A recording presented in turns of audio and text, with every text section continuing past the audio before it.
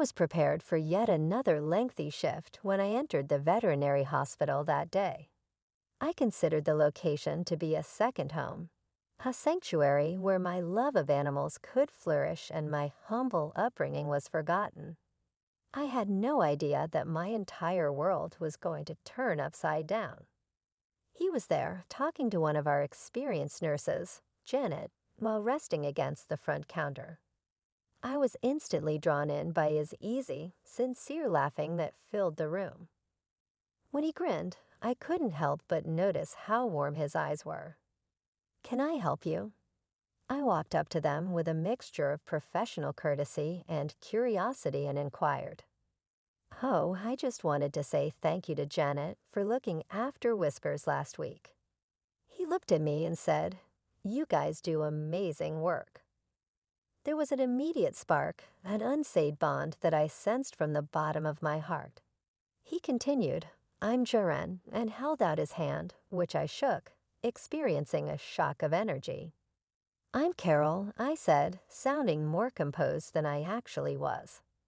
"I'm happy to see that Whiskers is improving. Making sure they receive the care they require is our responsibility." Jaren grinned broadly as he nodded. "Your enthusiasm for your work is evident to me. It's motivating. I'm here to volunteer, actually. I want to lend a hand however I can." I was caught off guard by his disclosure. Volunteers were plenty, but Jaren had a genuineness about him that was impossible to replicate. His straightforward demeanor was refreshing, particularly when he revealed that he was from a wealthy family. He casually brought up the fact, as though it were the least fascinating aspect about him. We worked side by side for the remainder of the afternoon, Jaren getting into the work with a charming, if not comical, fervor. He took on any task, no matter how filthy, from feeding the animals to cleaning their cages. Things between Jaren and myself began to move at a rate that neither of us had anticipated, but that we both secretly hoped for after our initial encounter at the veterinary hospital. Our first bond over the animals soon developed into something more, something concrete and genuine. Our first date was straightforward. I had never noticed the small, quaint cafe that Jaren took me to, even though I had passed it 1,000 times. The location was authentic and unassuming, reflecting who we were.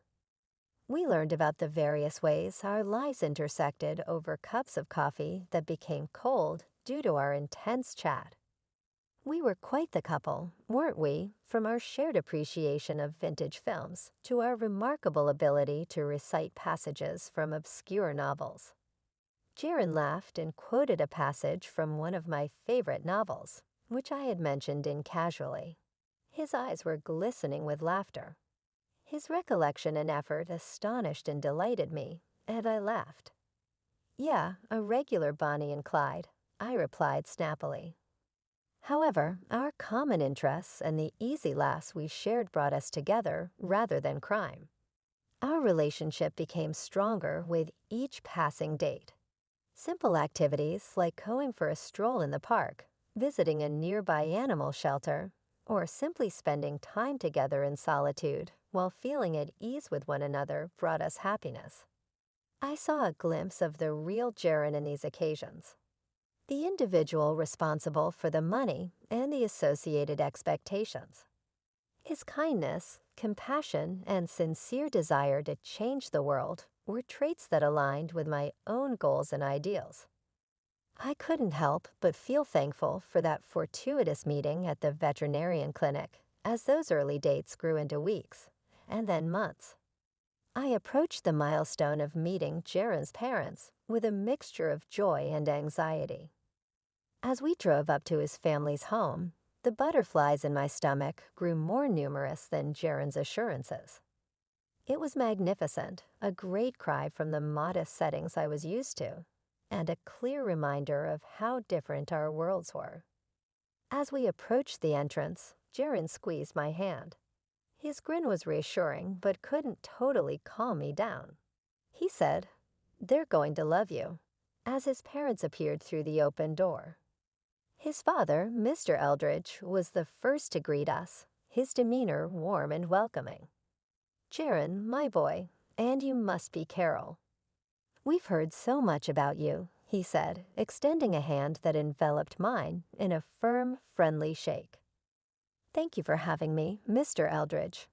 It's a pleasure to meet you," I replied, my voice steadier than I felt. Then came Martha, Mrs. Eldridge, the woman who would soon become my infamous mother-in-law. Her appearance was impeccable, but her eyes scrutinized me in a way that made me feel like I was back in high school, desperately trying to fit in with the cool crowd. "So, Carol, Jaron tells us you worked at a veterinary clinic." "That must be interesting," she began, her tone implying that interesting was a euphemism for less than impressive. "Yes, Mrs. Eldridge. It's very fulfilling work." "I've always loved animals," I answered, trying to keep my voice, even despite the clear judgment in hers. "And your family," Jaron mentioned, they're from the countryside. "Do you visit often?"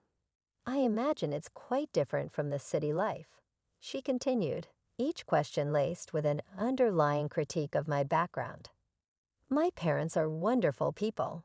We're very close, and yes, it's a different pace of life, but it's where I call home," I said, my pride in my roots firm despite her not-so-subtle digs. Dinner was an exercise in maintaining composure. Mrs. Eldridge's comments ranged from backhanded compliments about my quaint upbringing to outright interrogations about whether I had ever traveled abroad or dined in fine restaurants. Each question felt like a test I hadn't studied for, her words designed to highlight our differences rather than find common ground. Jaron, bless him, tried to steer the conversation to safer waters, interjecting with stories of our time together that had everyone laughing. Everyone except his mother, who seemed determined to find fault in anything related to me. It was when she asked, "Carol, dear, have you decided on a wedding dress yet? Or are you planning to make do with something homemade?" that I realized this wasn't just about getting to know me. It was about her asserting a perceived superiority, her way of reminding me that I didn't belong. I smiled, a genuine one born of the confidence Jaron's love gave me. "Mrs. Eldridge, I believe a wedding dress should reflect the love and commitment of the couple, not the price tag. Jaron and I are focused on what comes after the wedding, building a life together based on respect, love, and understanding." The silence that followed was palpable. Even Mrs. Eldridge seemed momentarily at a loss, her fork paused midair. Mr. Eldridge, however, nodded in approval, a twinkle in his eye as he looked at me. "Well said, Carol. Well said indeed." The ride home was quiet, but Jaron broke the silence with an apology that was heartfelt yet unnecessary. "I'm sorry about my mom. She can be difficult." I squeezed his hand, a silent acknowledgement of his support. "It's okay, Jaron. Your love is all the validation I need. Together, we'll get through anything." As the wedding preparations unfolded, Martha made it her mission to underline our differences at every turn. Her intrusion wasn't just unwelcome, it was downright aggressive. She had a comment for everything, from the color scheme of the hall to the floral arrangements, and even the style of our invitation cards. One evening, as Jaron and I were finalizing the guest list, Mrs. Eldridge dropped by unannounced. Her eye scanned our choices with evident disapproval. "You're not seriously considering the shade of green for the decor, are you?" "It's so provincial," she remarked, her nose wrinkled as if she'd smelled something foul. I tried to keep my cool, but her next comment about our guest list set me off. "And these friends of yours, they're hardly the sort one expects at a wedding of our stature. It might be best to leave them off the list, don't you think?" I felt a flash of anger, but managed to keep my voice steady.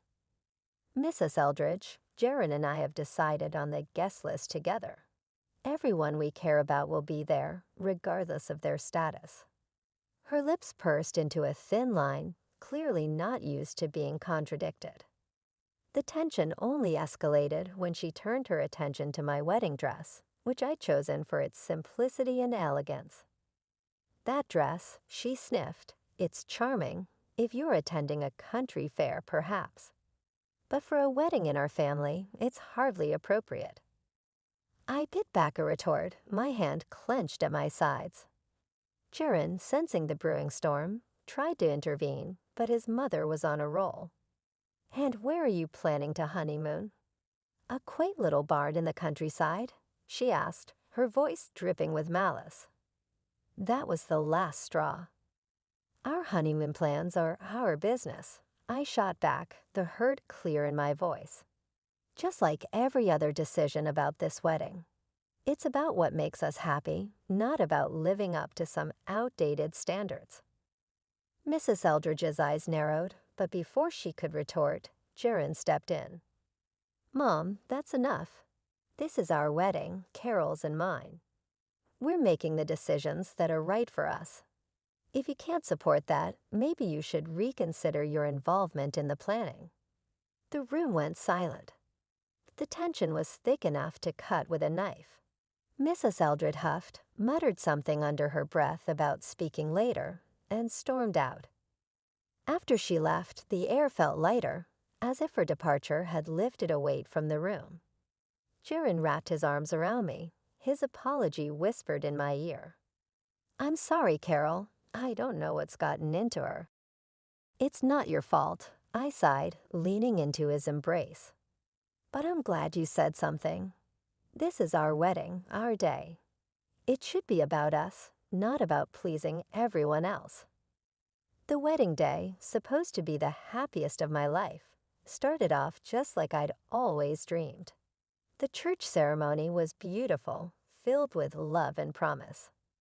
I stood there in my simple yet elegant dress, feeling truly beautiful and cherished, hand in hand with Jiren, my soon-to-be husband. But amidst the joy, a nagging feeling tugged at me.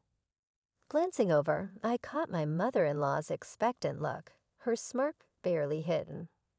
It was clear she was plotting something, but I pushed the thought aside, hoping for the best. The ceremony concluded without a hitch, and as we headed to the reception, I tried to hold on to the happiness of the moment. However, as soon as we arrived, I saw her again, my mother-in-law moving toward the microphone with purpose. My heart sank. With all eyes on her, she began, her voice dripping with faint sweetness. "Ladies and gentlemen, I just wanted to take a moment to talk about our newest family member." Her gaze locked with mine, and I felt a chill. Coming from such humble beginnings, it's truly remarkable how resourceful Carol has been.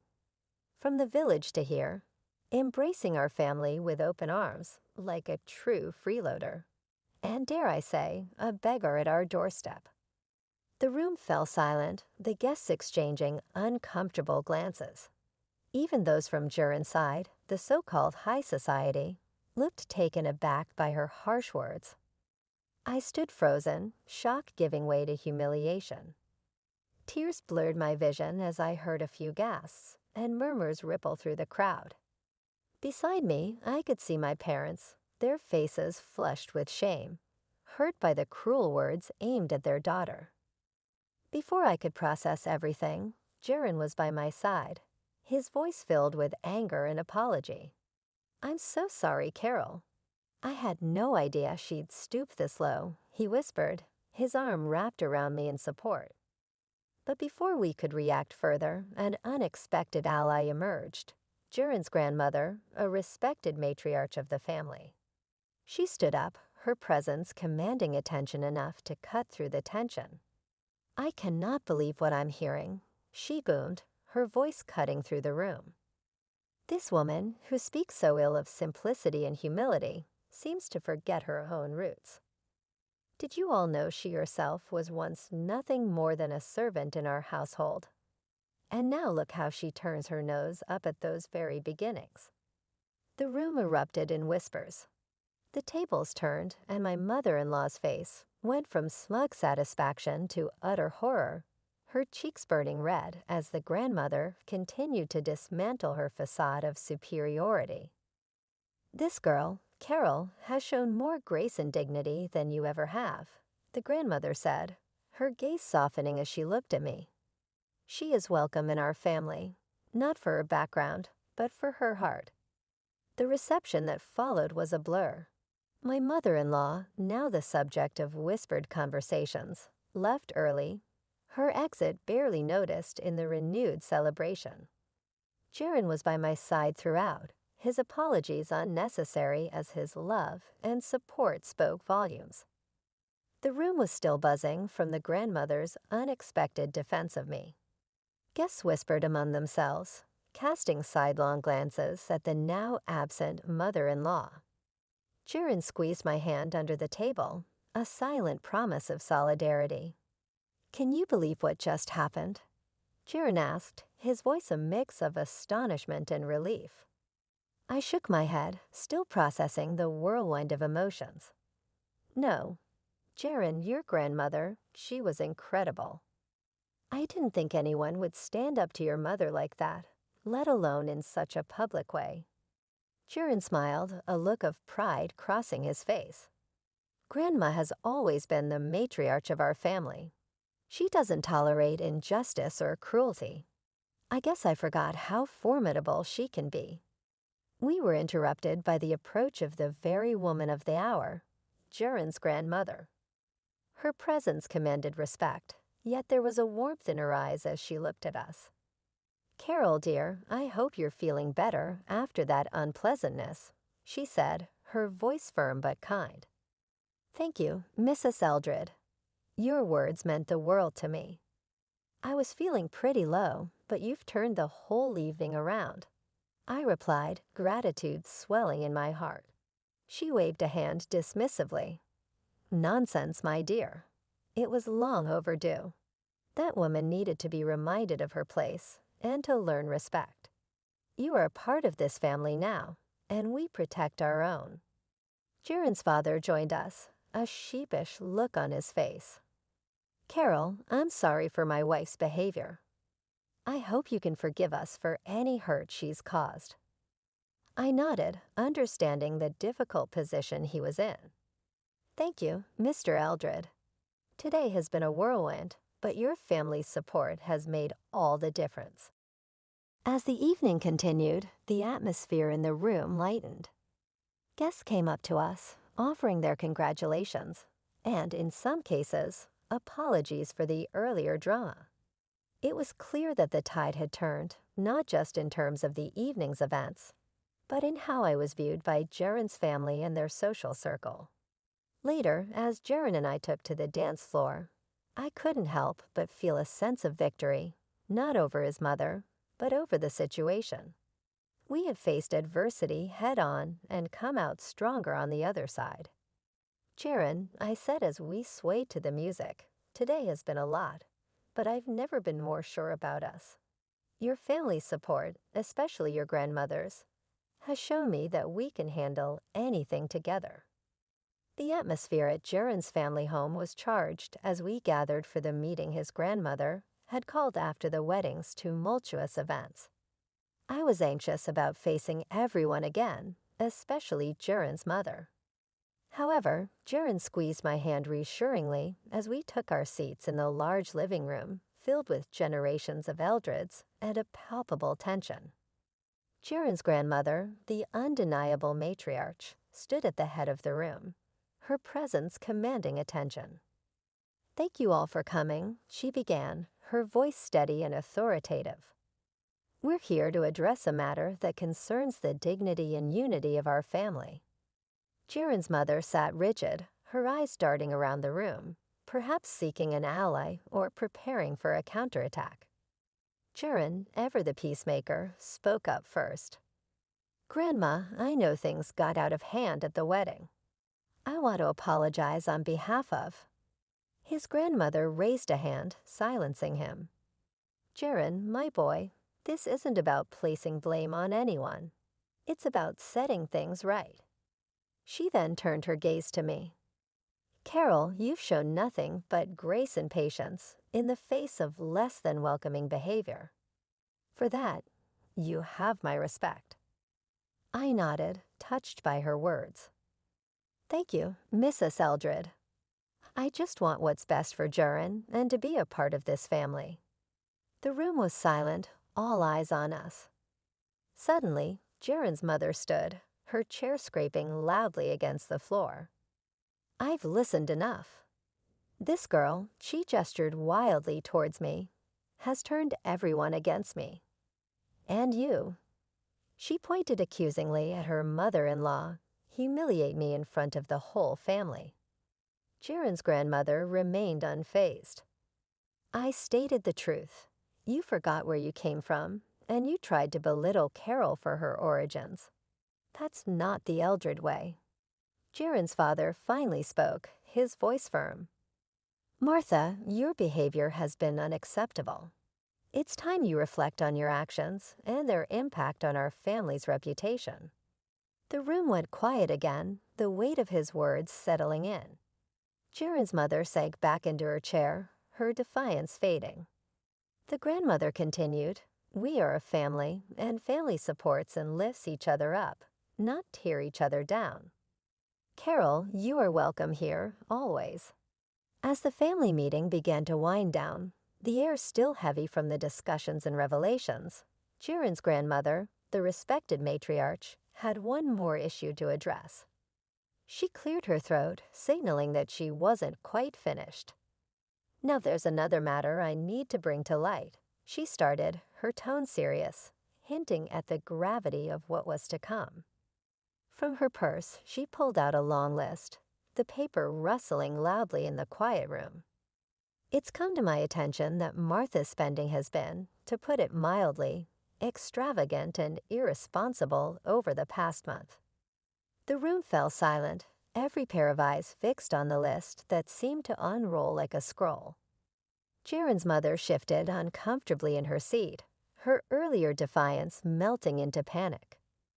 "These expenses," the grandmother continued, "are not only frivolous, but are bleeding our family resources dry.